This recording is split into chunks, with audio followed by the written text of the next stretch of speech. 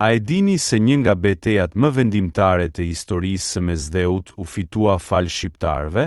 Flasim për betejën e Prevezës, vitin 1538, një përplasje gjigante mes flotës osmane, ku pjesa më e madhe e marinarëve, komandantëve dhe remtarëve ishin shqiptarë, dhe një koalicioni të fuqishëm evropian të udhëhequr nga admirali i famshëm Andrea Doria.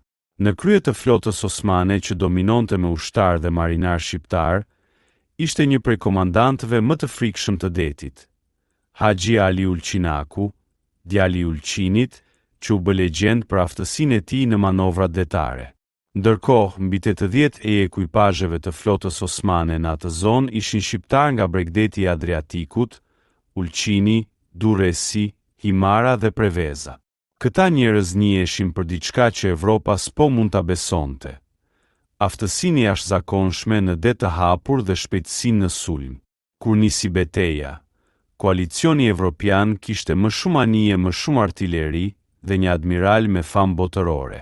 Por Haxhi Ali Ulçinaku dhe marinarët shqiptar përdorën një taktik që la të gjithë pa fjalë: sulmin e papritur frontal. Në momentin që valët ndëruan drejtim dhe era filloi të frynte kundër flotës së Dorias. Brenda pak orësh, linjat evropiane u thyen.